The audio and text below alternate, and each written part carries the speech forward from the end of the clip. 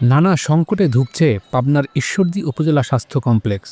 জরাজীর্ণ ভবন, খসে পড়া পলেস্তার, নোংরা পরিবেশ, মশামাছির ভনভন, দুর্গন্ধে বমি আসা টয়লেট, সব মিলে হাসপাতালটির করুণ অবস্থা। অথচ হাসপাতালটি জরুরি প্রসূতি সেবা এবং স্বাস্থ্যসেবা বিভাগে 5বার জাতীয় পুরস্কার অর্জন করেছিল।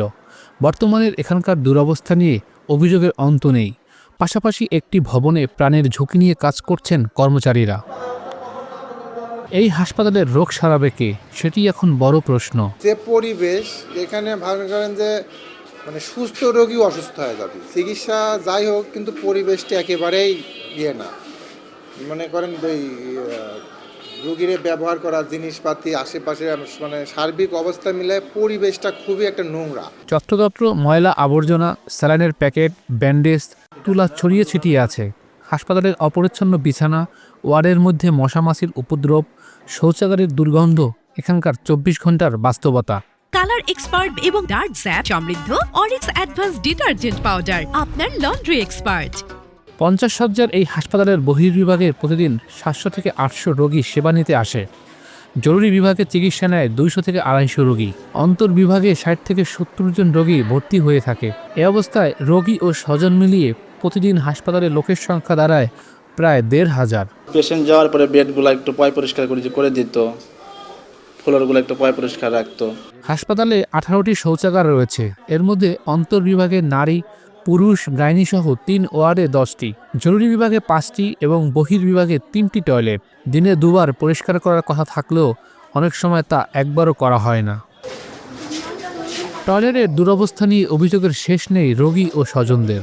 নিচে দুইটাই হচ্ছে বাথরুম তালা মারা, কেমন সুবিধা না। এখন মাঝে সাঝে মহিলার টয়লেটে একটু যাওয়া লাগে, আবার ওই সাইডে পুরুষ টয়লেটে যাওয়া লাগে। হাসপাতালে ল্যাব কক্ষের ছাদের পলেস্তার খসে বেরিয়ে গেছে ইট সুরকি।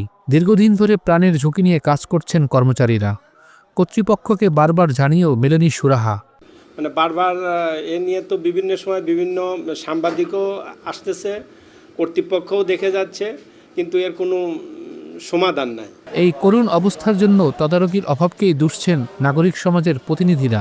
এখন যে অবস্থাটা, বিশেষ করে এখানকার যে স্বাস্থ্য সেবা এবং যে স্যানিটেশন যে অবস্থাটা, এটা খুবই দুঃখজনক। আমরা একজন নাগরিক হিসাবে আমরা বলতে চাই যে এই অবস্থার অবশ্য উত্তরণ হওয়া দরকার।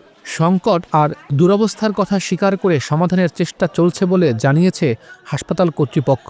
আমাদের আসলে লোকবল সংকট বরাবরের মতোই আছে, কারণ আমাদের 5টা পদ থাকলেও এখানে কাজ করে 3 জন, সরকারিভাবে 3 জন ক্লিনার আছে।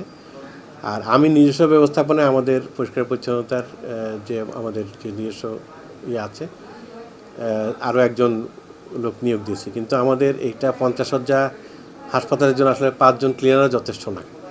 এখানে আমরা কিন্তু দোতলায় মহিলা ওয়ার্ড এবং শিশু ওয়ার্ড, 3 তলায় পুরুষ ওয়ার্ড। তো আমরা যদি হিসাব করি যে এক একটা ওয়ার্ডে আমি 3 বেলায় যদি আমি এনশিওর করতে যাই, তাহলে আমার কিন্তু 12 থেকে 15 জন ক্লিনার লাগে। এইভাবে আমাদের পরিষ্কার রাখাটা আসলে কঠিন হচ্ছে। যতটা ময়লা হচ্ছে, যত বেশি জনসমাগম হবে তত বেশি ময়লা হবে। পৌরসভাকে বলা আছে আমাদের এখান থেকে ময়লা নিয়ে যাওয়ার, সেটাও কিছুটা ব্যাহত হয়। তাদেরকে অনেক সময় রিমাইন্ডার দিতে হয়। হাসপাতালটিতে 3য় শ্রেণীর কর্মচারী থাকার কথা 72 জন, যেখানে 16টি পদ খালি। আর 5 জন পরিচ্ছন্নতা কর্মীর মধ্যে কাজে আছেন মাত্র 2 জন।